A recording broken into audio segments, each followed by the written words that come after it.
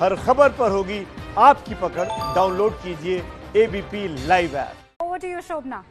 बहुत बहुत धन्यवाद रूबिका। और आज की जो बड़ी खबर है, सबसे बड़ी खबर यही कि रिया चक्रवर्ती की गिरफ्तारी एनसीबी के द्वारा हो गई है। 87 दिन बीत चुके हैं सुशांत सिंह राजपूत की मौत की। सवाल यही था, हत्या, आत्महत्या या आत्महत्या के लिए उकसाया गया, लेकिन एक नया एंगल इसमें आया और ड्रग्स का एंगल आया और उसके चलते शौविक चक्रवर्ती, रिया चक्रवर्ती के भाई भी गिरफ्त में है एनसीबी की, और अब रिया चक्रवर्ती को भी गिरफ्तार कर लिया गया है। रिया की रिमांड मांगे जाने की संभावना बहुत कम है। एनसीबी के अधिकारियों के द्वारा कहा जा रहा है कि क्योंकि वो जांच में कोऑपरेट कर रही है, इसलिए हमें रिमांड की या उनकी कस्टडी की जरूरत नहीं है। ये एक बहुत बड़ी बात एनसीबी के अधिकारियों के द्वारा कही जा रही है, जो हमें सूत्रों के द्वारा पता चली है। 4 तस्वीरें आपके सामने। गिरफ्तारी के बाद रिया चक्रवर्ती की ये पहली तस्वीर, जब वो निकली मेडिकल कराने के लिए, लेकिन हाथ उन्होंने हिलाया। गाड़ी में बैठने से पहले उन्होंने वेव किया। वो किसको वेव कर रही थी ये तो वही जानती होंगी। चेहरे पर मायूसी साफ देखी जा सकती है। अस्पताल पहुंची है, सायन अस्पताल में उनका मेडिकल चल रहा है, और ये एक कहा जाए कि कानूनी प्रक्रिया है। किसी की भी गिरफ्तारी के बाद सबसे पहले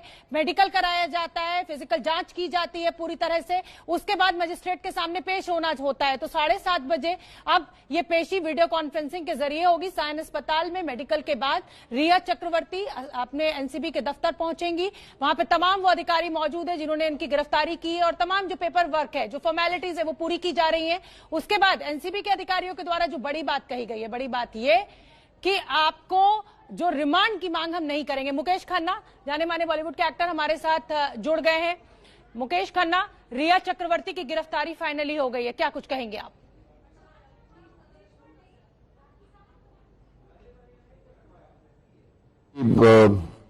सच की जीत होती है। ये लड़की अपने आप को इतना कुछ झूठ, अपना पूरा प्रोपेगेंडा कर रही थी, दूसरे चैनलों पे कर रही थी, दूसरे चैनल वाले भी उसकी मदद कर रहे थे। मतलब जब दिख रहा है कि उसके चैट से मालूम पड़ चुका है कि आपस में वो डिस्कस करती रहती है, अपने भाई से मांगती है ड्रग्स, और फिर वो जब किसी चैनल पे कह दे कि मैं तो ड्रग्स यूज ही नहीं करती, तो समझना चाहिए कि भाई या तो बहुत शातिर है, या फिर ये अपने आप को बहुत वो समझ रही है कि she will be protected by somebody.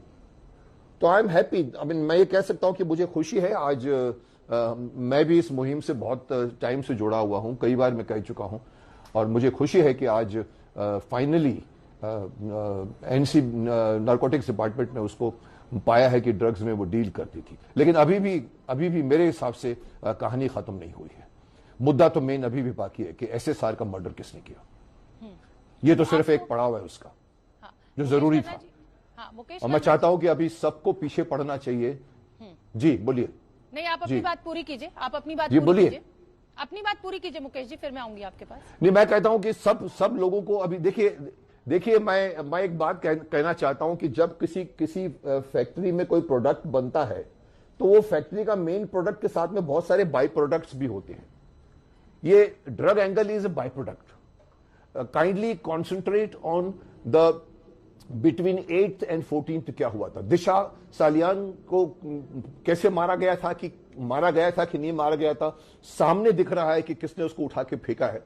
उसकी जांच करोगे तो आपको मालूम पड़ेगा कि 14 तारीख को क्या हुआ था। ये तो बीच में ये एंगल घुस गए ड्रग्स के, पूरा चैनल्स, पूरा मैं समझता हूं हम लोग, मैंने बीच में कहा भी था कि हम थोड़े से भटक रहे हैं, पर अच्छा हुआ। ये बाई प्रोडक्ट भी बहुत एसेंशियल था। ये इंडस्ट्री का पेंडोरा बॉक्स खुलने जैसा। खन्ना जी, ये तो आप भी जानते हैं कि बॉलीवुड में तमाम ऐसे कलाकार हैं जो ड्रग्स लेते हैं। उनकी पार्टियों में इस तरीके की ड्रग्स खूब खुलेआम चलती हैं। रिया चक्रवर्ती फंसी हैं, तो अब वो भी कई बड़े लोगों का नाम ले रहे हैं। तो अभी तो शुरुआत है। अभी देखिए बॉलीवुड में कौन कौन निशाने पे आता है। एनसीबी के आप बने रहिए हमारे साथ। मृत्युंजय मेरे सहयोगी सायन अस्पताल में मौजूद है। सायन अस्पताल, जहां पर रिया चक्रवर्ती का मेडिकल इस समय चल रहा है। मृत्युंजय, अपडेट बताइए, कितनी देर में बाहर निकलने की संभावना?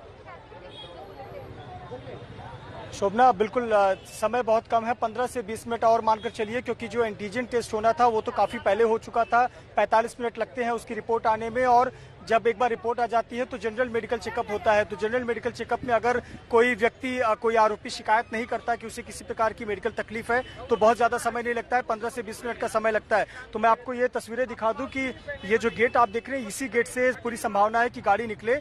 आमतौर पर इस अस्पताल के कई गेट हैं, और लेकिन पुलिस का बंदोबस्त जिस प्रकार से आप देख रही हैं, मुंबई पुलिस के तमाम पुलिसकर्मी मौजूद हैं, लोकल पुलिस स्टेशन के पुलिसकर्मी और वरिष्ठ अधिकारी भी यहाँ पहुंच गए हैं। और आप महाराष्ट्र सिक्योरिटी फोर्स के कुछ यहाँ पर महिला जवान और अन्य लोगों को आप देख सकती हैं। तो ये जो गेट है, आप मानकर चलिए ये सिर्फ और सिर्फ या तो डॉक्टर या तो हॉस्पिटल के स्टाफ और रिया के निकलने के लिए ही कहीं ना कहीं रिजर्व कर दिया गया। तो कुछ समय और 15 से 20 मिनट का समय और मेरी पूरी नजर बनी हुई है कि जो एंटीजन टेस्ट हुआ है उसका रिपोर्ट क्या आता है। लेकिन आपको बता दें कि हॉस्पिटल के अंदर जो सूत्र है वो अभी तक कोई जानकारी नहीं दे रहे हैं, अभी तक कुछ यानी कि अपडेट या डेवलपमेंट नहीं आया है, क्योंकि ये भी बहुत महत्वपूर्ण बात है कि आखिरकार उनकी एंटीजन रिपोर्ट, कोविड रिपोर्ट क्या आती है। आपको बता दें कि एसओपी के तहत ये सभी के लिए कंपलसरी कर दिया गया है कि जिस भी आरोपी को कोर्ट में ले जाया जाएगा, उस कोर्ट में लाने के पहले उसका मेडिकल होगा। मेडिकल के पहले, मेडिकल तो आमतौर पर होता है, पर उसके पहले कोरोना टेस्ट होगा, यानी कि एंटीजन टेस्ट किया जाएगा, रैपिड एंटीजन टेस्ट। दरअसल कन्नड़ा फिल्म इंडस्ट्री में भी एक एनसीबी इस प्रकार की जांच कर रही है। एफ अहमद नाम के एक व्यक्ति को गोवा से गिरफ्तार किया गया, जो गोवा के एक रिसोर्ट में गाड़ी चलाता था। उस व्यक्ति को जब कोर्ट में पेश किया गया, उसके पहले मेडिकल कराया गया, तो उसमें उसका रिपोर्ट पॉजिटिव आया था। उसी के बाद से एसओपी के तहत सभी को कंपलसरी कर दिया गया है कि सभी की एंटीजन टेस्ट कराई जाएगी। जी बिल्कुल ठीक है मृत्युंजय, आप बने रहिए। जैसे ही कुछ भी हलचल मुझे दिखेगी सायन अस्पताल पे, मैं आपका फिर रुख करूंगी। और ये तस्वीरें हम आपको साथ साथ दिखा भी रहे हैं। हमारे साथ तमाम हमारे सहयोगी जुड़े हुए हैं, रणवीर हमारे साथ जुड़े हुए हैं। और ये देखिए ये तस्वीरें अस्पताल की, सायन अस्पताल की, जहां मेडिकल के लिए रिया चक्रवर्ती पहुंची हैं और अब से बस कुछ ही क्षणों बाद वो बाहर निकलेंगी। देखिए एंटीजन टेस्ट उनका होना है, क्योंकि कोविड काल चल रहा है और ऐसे में अब ये मैंडेटरी कर दिया गया है कि कोई भी मेडिकल जांच होगी, किसी भी कोर्ट में पेशी से पहले कोविड टेस्ट जरूर किया जाएगा। तो एंटीजन टेस्ट किया जा रहा है, जिसकी रिपोर्ट बहुत जल्दी आ जाती है। एनसीबी रिया की रिमांड नहीं मांगेगी, ये भी सूत्रों के हवाले से खबर आ रही है। और ये तस्वीर उस समय की जब मेडिकल सायन अस्पताल पहुंची है, वो मेडिकल के लिए गिरफ्तारी के बाद। मुकेश खन्ना मेरे साथ जुड़े हुए हैं। मुकेश खन्ना, आप कह रहे हैं कि जो हुआ बहुत अच्छा हुआ, आपने ये मान लिया है, तय कर लिया है कि रिया चक्रवर्ती ही दोषी हैं। मैं इस पे कोई कमेंट नहीं करूंगी, लेकिन मेरा सवाल आपसे ये भी है कि दो बालिग लोग जब रिलेशनशिप में होते हैं, एक साथ रहते हैं, उस घर का जो डोमेस्टिक हेल्प है नीरज, वो ये कह रहा है कि मैरिजुआना जो है वो सुशांत के द्वारा भी ली जाती थी, तो क्या अकेले रिया को दोषी मानते हैं आप? देखिए, मैं फिर वही बात रिपीट कर रहा हूं कि जब आप खुद कहती है कि पूरी इंडस्ट्री में 90% लोग, कई लोग कह चुके हैं, बड़े बड़े जानकार लोग कह चुके हैं कि हम तो 20 साल से ड्रग्स सप्लाई करते हैं, बड़े बड़े लोग जो है वो ड्रग्स में डील करते हैं डेली, पार्टियों में जैसे पानी की तरह बहता है। उसके बीच में एक शख्स की मौत हो गई, और उस मौत में अभी हम इस बात को कह रहे हैं कि रिया अगर ड्रग्स लेती थी तो भाई सुशांत भी तो ड्रग्स लेता था। भाई ड्रग्स लेने से कोई नहीं मरता भाई, ड्रग्स लेने से दिमाग खोखला हो जाता है, शरीर खोखला हो जाता है। अगर उस तरफ अगर ड्रग्स लेने का अगर इनकी मंशा थी और खिलाने की मंशा थी, तो फिर वो एक और एंगल है कि उसको साबित किया जा रहा था कि सुसाइड है, उसने अपने आप को डिप्रेशन में मारा है, लेकिन वो प्रूव हो चुका है कि सुसाइड नहीं है, तो मर्डर हुआ है। अब इसमें इसको रिया को प्रोटेक्ट करने की जरूरत नहीं है कि सुशांत भी तो लेता था। अरे भाई, रिया डील करती थी, रिया क्या सुशांत के लिए डील करती थी? अब यह मालूम करने की जरूरत है कि वो पेडलर थी कि नहीं। उसका भाई ने भी कबूल किया है कि मैं अपनी बहन के कहने पर मैं लेकर आता था। उसके बाद में ड्रग पेडलर पकड़ा गया है, पेडलर ने भी बताया, no this is as you say, this is just a tip of the iceberg. ये बड़े बड़े लोग जो इतने बड़े बड़े लोग जो इतनी बड़ी 100-300 करोड़ की फिल्में बनाते हैं, बड़ी बात आप कह रहे हैं, बड़े एक मिनट मुझे बात पूरी करने दीजिए जी। ये 100 करोड़ 300 करोड़ वाले लोग फिल्में बनाते हैं, ड्रग्स लेना अपराध है, सबको पता है। क्यों ये लोग बिहाइंड द बार्स क्यों नहीं हुए अभी तक? बिल्कुल बड़ी बात आप कह रहे हैं, और यही जांच अब आगे बढ़ेगी। अब जब रिया चक्रवर्ती गिरफ्त में आई है तो ये जांच जरूर आगे बढ़ेगी कि किस किस पार्टी में वो जाती थी, कौन कौन से बॉलीवुड के बड़े तमाम कलाकार वहां पर मौजूद होते थे जो ड्रग्स लेते थे। हमारे साथ विकास गुप्ता जी जुड़ गए, सुप्रीम कोर्ट के लॉयर हैं। विकास जी, मैं आपसे समझना चाहूंगी कि जो धाराएं लगाई गई है एनडीपीएस एक्ट के तहत, जो धाराएं लगाई गई है उसमें बेल मिलना कितना मुश्किल है, और अगर ये कहा जा रहा है सूत्रों के द्वारा कि रिमांड नहीं मांगेगी एनसीबी, तो क्या वजह आप देखते हैं?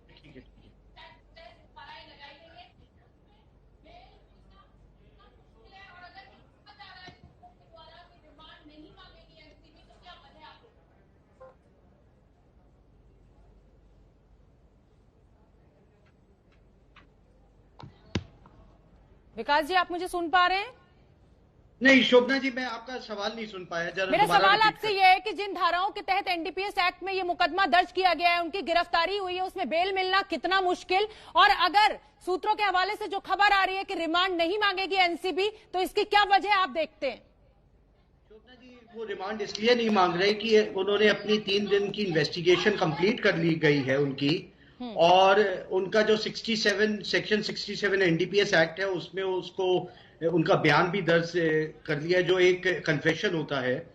लेकिन सबसे बड़ी महत्वपूर्ण बात यह है कि जो आपके चैनल पे, और मैं अभी काफी चैनल पे पिछले 2 घंटे से हूं, तो वो कह रहे हैं कि 29 में उन्होंने जो कॉन्स्पिरेसी है, और कॉन्स्पिरेसी में सजा वही होती है जो सब्सटैंटिव ऑफेंस में सजा होती है। तो अब रिमांड में कि आप इन्हें जुडिशियल कस्टडी में भेजिए, देखने वाली बात यह होगी कि ये स्मॉल क्वांटिटी है, इंटरमीडिएट क्वांटिटी है, कमर्शियल क्वांटिटी है। अगर कमर्शियल क्वांटिटी होती है तो 37(1)(b)(1)(2) का बार आता है, जिसमें बेल के प्रावधान बहुत ही सख्त हैं। लेकिन आजकल अमूमन एजेंसीज क्या करती हैं कि क्वांटिटी डिस्क्लोज नहीं करती, लेकिन जजेस को केस डायरी दिखा देती हैं और कहती हैं कि एक बार लार्जर कॉन्स्पिरेसी है जिसको अनर्थ करने के लिए हमें इनको जुडिशियल कस्टडी में भेजने की आवश्यकता है। बड़ी महत्वपूर्ण बात यह है कि जो ईडी ने अपनी चैट्स सिलेक्ट मीडिया चैनल्स को या मिसलीडिंग मीडिया चैनल्स को लीक करी थी, वो सारी की सारी स्मॉल क्वांटिटी की तरफ इशारा करती हैं, और स्मॉल क्वांटिटी में मात्र 6 महीने या फाइन तक की सजा होती है। और मैंने अपने पिछले करियर में किसी को भी कंजम्पशन में या स्मॉल क्वांटिटी, बड़ी बात आप कह रहे हैं, इसका मतलब जो हम निष्कर्ष निकाल रहे हैं कि अगर एनसीबी रिमांड नहीं मांगती है तो उनको बेल मिलेगी और वो आजाद हो जाएंगी। आप ये कह रहे हैं कि नहीं, उनको जुडिशियल कस्टडी में भेजा जा सकता है, अगर मैं सही समझ रही हूं तो? नहीं, जुडिशियल कस्टडी में तभी भेजा जाएगा जब एनसीबी ये कहे कि ये स्मॉल क्वांटिटी का मैटर नहीं है, कमर्शियल क्वांटिटी का है, और वो रिमांड एप्लीकेशन में लिखते भी नहीं है। आजकल एजेंसीज को बहुत, जो शौविक वगैरह की भी रिमांड एप्लीकेशन थी, उसमें क्वांटिटी मेंशन नहीं करी। ये क्या करते हैं एजेंसीज, अरेस्ट, देखिए शोभना जी, अरेस्ट में ज्यादा तवज्जो नहीं देनी चाहिए। हमने हजारों अरेस्ट देखी हैं और बाद में उन सबको बरी होते हुए भी देखा है। ये क्या करते हैं, केस डायरी जो अक्यूज्ड को नहीं दिखाई जाती, उनके बेसिस पे जजेस को दिखा करके पुलिस रिमांड या जुडिशियल कस्टडी की मांग करते हैं। ये तरीका एनसीबी या और एजेंसीज का सही तरीका नहीं है। अच्छा। लेकिन मैं इस समय कोर्ट के विजडम पे भी नहीं कहूंगा, लेकिन गौरतमंद बात यह है, देखने वाली बात यह होगी कि वो किस क्वांटिटी के ऑफेंस में इनको 29 में कहते हैं जो कॉन्स्पिरेसी का है। वो यही जानना चाहती हूँ मैं यही जानना चाहती हूँ कि ये जितने एक्ट्स लगाए गए, जितनी धाराएं लगाई गई हैं, 28, 29, जो भी आप जिक्र कर रहे हैं, तमाम वो धाराएं, आपकी जो अपना अनुभव है वो क्या कहता है? क्या आज बेल मिलेगी या नहीं? आसान शब्दों में मेरे दर्शकों को समझा दें। नहीं, मैं आसान शब्दों की ही बात कर रहा हूं। अगर स्मॉल क्वांटिटी है तो बेलेबल ऑफेंस है, तुरंत बेल मिल जानी चाहिए। और एक और महत्वपूर्ण बात मैं आपको बताऊं, इस वाली एफआईआर में जिन 3 लोगों को और गिरफ्तार किया गया था, उन्हें 4-5 दिन बाद बेल मिल चुकी है। और ये उस कारण से कि उन लोगों को बेल मिली है, तो रिया का भी बेल का ग्राउंड अच्छा बनता है, क्योंकि एनसीबी उनकी रिमांड नहीं मांग रही है। इसका मतलब है कि रिया के तहत जो इन्वेस्टिगेशन कंप्लीट करनी थी, उसे कंप्लीट कर दिया गया है। आज बेल लगाना ना लगाना ये उनके लॉयर्स के विवेक पे डिपेंड करेगा।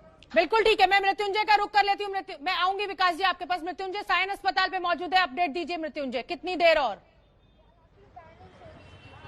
जी बिल्कुल, देखिए काफ़ी ज़्यादा धीरे धीरे हलचल की शुरुआत हो रही है, क्योंकि ये जो रास्ता है, आप सिर्फ और सिर्फ आपको पुलिसकर्मी नजर आएंगे और जो सिविल में नजर आ रहे हैं उनके पास में डंडे हैं, जो इस हॉस्पिटल के स्टाफ है। तो ये जो गाड़ी आपको नजर आएगी, थोड़ा सा कैमरामैन दीपेश आगे जाकर दिखाएं, वो देखिए कॉन्वॉय की गाड़ी भी आपको नजर आ जाएगी। गाड़ी भी धीरे धीरे लग गई है और जो जानकारी है कि महज 5-10 मिनट में रिया चक्रवर्ती किसी भी वक्त निकल सकती हैं। 10 मिनट का और समय लग सकता है, लेकिन यहाँ जैसे ही पुलिसकर्मियों को हिंट मिलेगा वो यहाँ पर अलर्ट हो जाएंगे। और गेट अभी तक तो जो लॉक है सिर्फ स्टाफ कर्मचारियों के लिए गेट खुलता है, और वो गेट भी खुलेगा और इसी रास्ते से होते हुए रिया चक्रवर्ती की गाड़ी निकलेगी। और एनसीबी दफ्तर तक कितना समय लगेगा? शाम का समय है, ट्रैफिक का समय है?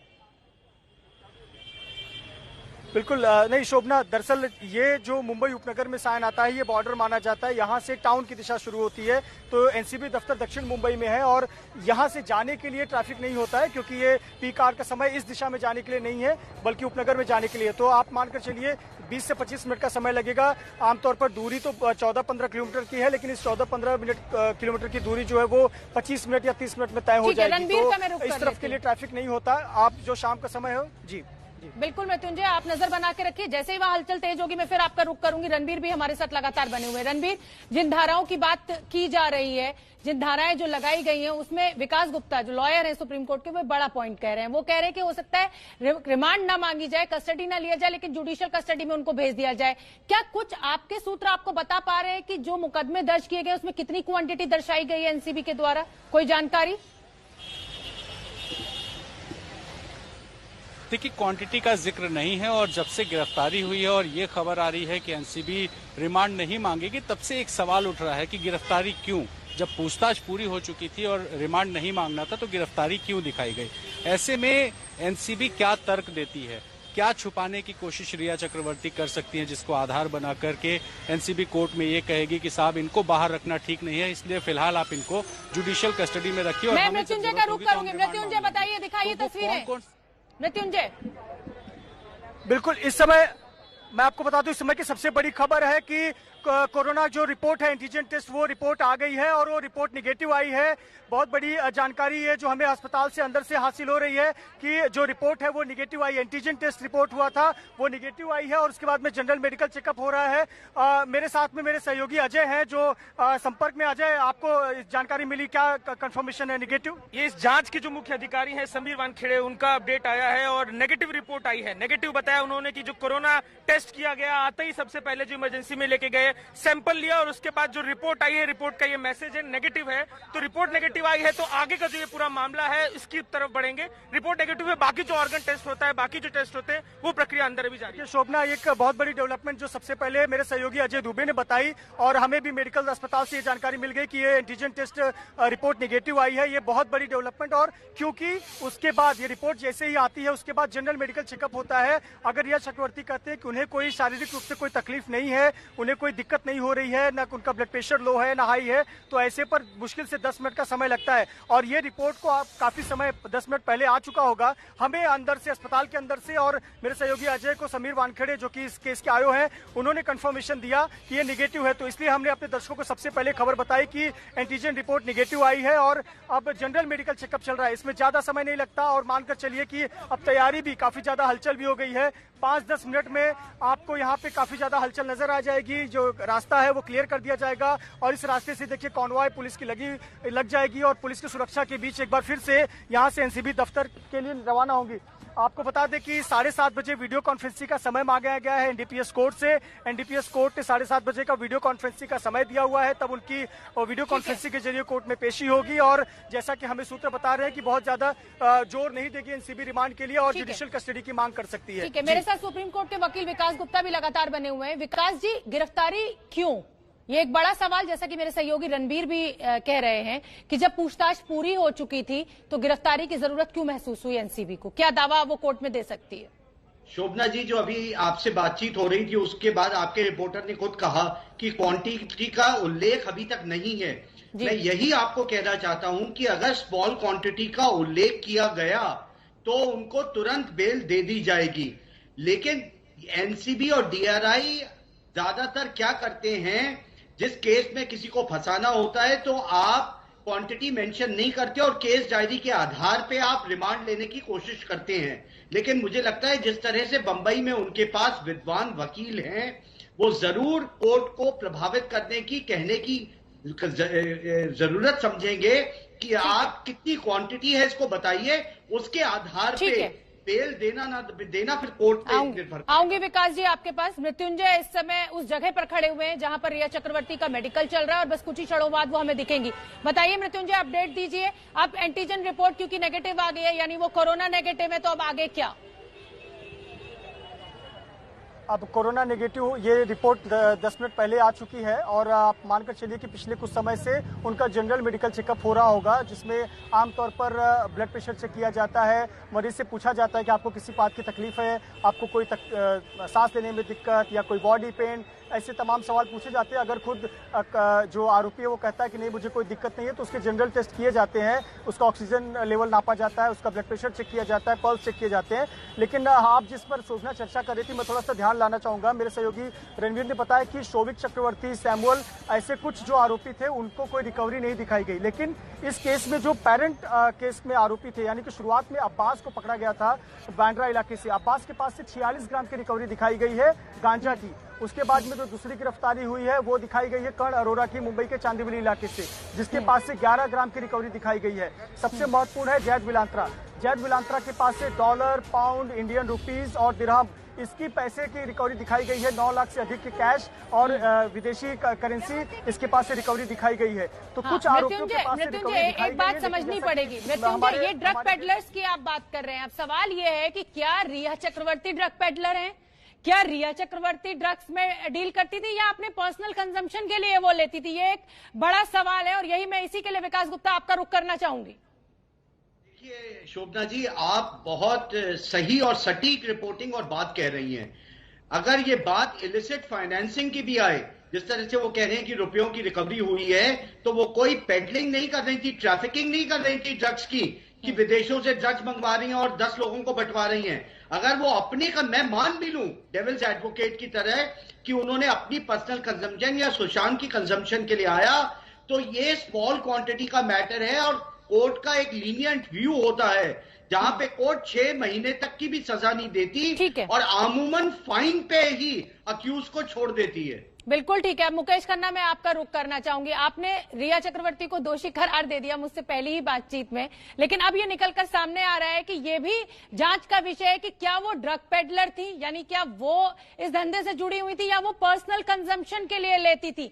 ऐसे में सारा ठीकरा रिया चक्रवर्ती के ऊपर ही फोड़ देना, क्या आप सही मानते हैं? नहीं, आप जो कह रही हैं बहुत सही कह रही हैं कि इसमें ये जांच की आवश्यकता है कि वो खुद के लिए यूज करती थी या वो बांटती थी। पेडलर अलग होता है।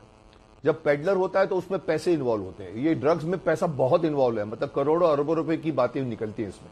तो पेडलर होना ही इटसेल्फ गुनाहगार एक क्राइम है। पर अगर हम अगर कहें कि चलो सब लेते हैं, दवाई लेते हैं, तो ड्रग्स भी ले लेते हैं।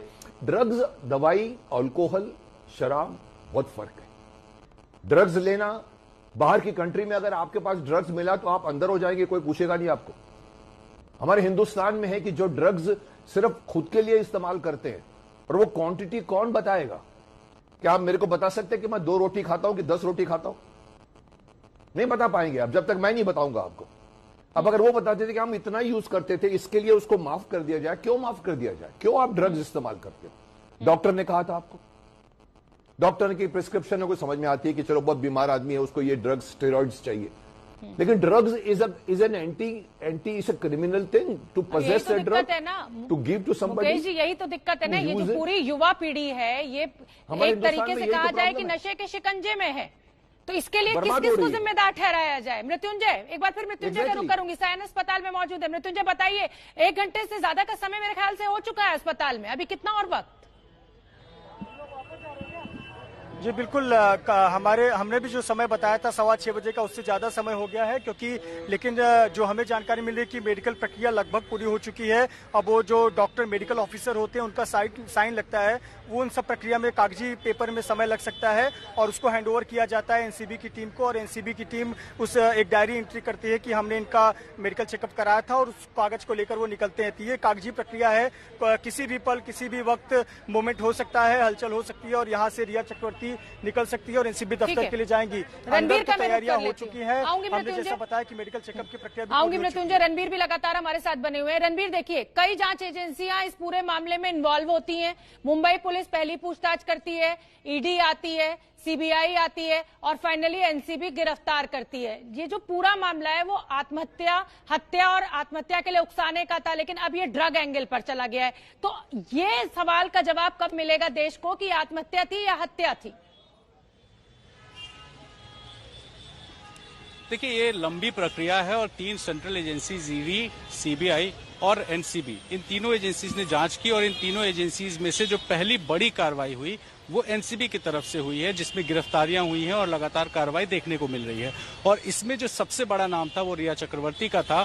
तो ऐसे में सीबीआई को भी आप देखिए कि बहुत फेज्ड मैनर में वो पूछताछ कर रही है। हमने देखा कि रिया चक्रवर्ती को 4 दिन बुलाया गया, उनके पिताजी को बुलाया गया, अलग अलग किरदारों को बुलाया गया और वही सीबीआई के अधिकारी फिर मीतू सिंह को लेकर के और बाकी लोगों को लेकर के सुशांत सिंह राजपूत के घर पहुंचते हैं। वहां पे फॉरेंसिक टेस्ट होता है, एम्स के डॉक्टर्स को दिल्ली से बुलाया जाता है, वो कूपर अस्पताल जाते हैं, पोस्टमार्टम करने वाले डॉक्टर्स से वो पूछताछ करते हैं। उसके बाद जो सीबीआई के अधिकारी हैं वो लगातार जगह जगह जहां भी उनको लगता है कि कोई क्लू मिल सकता है वो क्लू की तलाश में है। लेकिन जो एनसीबी है वो सबसे ज्यादा चर्चा में क्यों है, क्योंकि उसने गिरफ्तारियां की हैं और उसमें सबसे बड़ा नाम रिया चक्रवर्ती का है जो आज गिरफ्तार हुई हैं। ऐसे में जो सीबीआई है, जो ईडी है, इनकी कार्रवाई कब होगी ये देखना होगा और जब इनकी कार्रवाई होगी तो जाहिर है कि विकास गुप्ता, अब एक बार मैं फिर सुप्रीम कोर्ट के लॉयर है विकास गुप्ता मेरे साथ लगातार बने हुए हैं। विकास जी, जो सवाल मैंने रणबीर से किया, कई एजेंसियां सामने आ गई लेकिन फाइनली एनसीबी ने गिरफ्तार किया, तो जो असली मुद्दा था हत्या, आत्महत्या और आत्महत्या के लिए उकसाना, वो तो कहीं खोता हुआ नजर आ रहा है। बिल्कुल शोभना जी, अगर आप देखें कि सीबीआई के पास एफआईआर में 2 चीजें थी, एक था चीटिंग और ब्रीच ऑफ ट्रस्ट और दूसरा था अबेटमेंट टू सुसाइड। आज 40 दिन हो गए ईडी को इन्वेस्टिगेट करते हुए, वो 15 करोड़ किस हवा में गए। आज कंप्लेनेंट से पूछने की आवश्यकता है कि आपने एफआईआर जो कराई और 15 करोड़ का जिक्र किया, उसका आधार क्या था। दूसरी बात, अभी तक सीबीआई इस निष्कर्ष पे नहीं पहुंच पाई है कि यह हत्या का मामला है या आत्महत्या का। अगर आत्महत्या का मामला निकलता है तो ही वो उस निष्कर्ष पे पहुंचेंगे कि ये अबेटमेंट टू सुसाइड है या सुशांत ने खुद आत्महत्या की। ये दोनों केसेस तो आज पीछे हट गए। मैं मान सकता हूं ईडी ने जो सिलेक्टिव लीकेज करी उसके बेसिस पे आज पूरे बॉलीवुड पे शिकंजा कसने की आवश्यकता है, जरूर आवश्यकता है, लेकिन एनसीबी को भी ये स्पष्ट करना पड़ेगा और जवाबदेही देनी पड़ेगी कि पिछले 20 साल में बॉलीवुड में जो ड्रग्स का एंगल है उसको आपने आज तक इन्वेस्टिगेट क्यों नहीं करा। ये बहुत महत्वपूर्ण सवाल है। और दूसरी बात मैं मुकेश खन्ना जी की एक बात का जवाब देना चाहता हूं।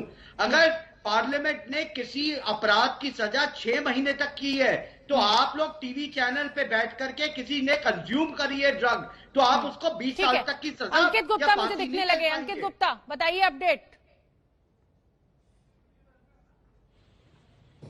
अपडेट यही है कि कोरोना टेस्ट हो गया है, रिपोर्ट नेगेटिव आई है और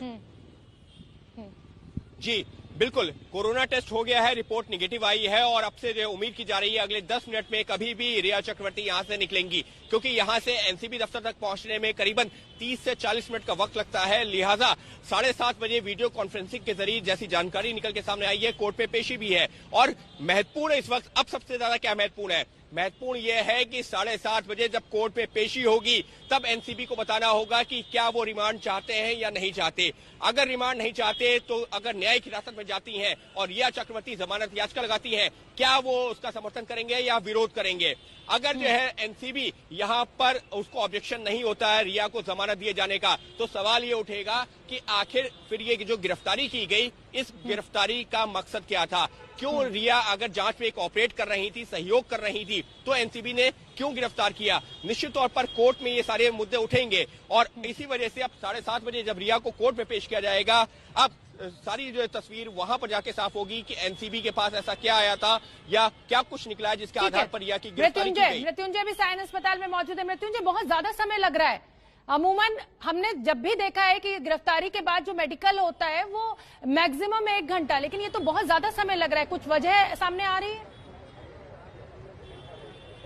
देखिए, हमें जो पता चल रहा है कि कागजी कामकाज ही चल रहा है। मेडिकल तो हो चुका है और मेडिकल में उन्होंने ये भी कहा रिया चक्रवर्ती ने कि उन्हें कोई तकलीफ नहीं है, तो जनरल मेडिकल चेकअप हो चुका है। कागजी कामकाज में थोड़ा वक्त लग रहा होगा और कहीं न कहीं जो एनसीबी के अधिकारी हैं वो आगे के सिक्योरिटी की बात कर लेते हैं कि किस रास्ते से निकलना है, किस रूट से निकलना है। आपको बता दें कि यहाँ से एनसीबी दफ्तर की दूरी 14 किलोमीटर है, लेकिन कहावत है कि मुंबई की दूरियां जो है वो मीटर और किलोमीटर में नहीं नापी जाती। मुंबई की दूरियां समय घड़ी के कांटों से नापी जाती हैं। तो यहाँ समय की अगर मैं बात करूं तो दूरी तो 14 किलोमीटर है, लेकिन समय 35 मिनट का लगेगा, क्योंकि इस वक्त जाने के लिए ट्रैफिक नहीं होता है, तो 30 से 35 मिनट का ही समय लगेगा। और हलचल काफी है, भीड़ भी लोगों की बहुत ज्यादा है। आपको थोड़ा देख लीजिए, लोगों का जमावड़ा भी बहुत है कि बहुत से लोग इच्छुक हैं जो लगातार इस खबर को देख रहे हैं। वो भी नजर रखना चाहते हैं कि आखिरकार कौन है। हम ये रिया को सामने से देखें तो आप देखें सभी की नजरें उस गेट पर हैं जहां से तमाम हलचल हो रही है। और अंदर का एक तरफ आपको भीड़ नजर आएगी और वहीं पे इस गेट के ठीक पीछे आप तस्वीर देखिए,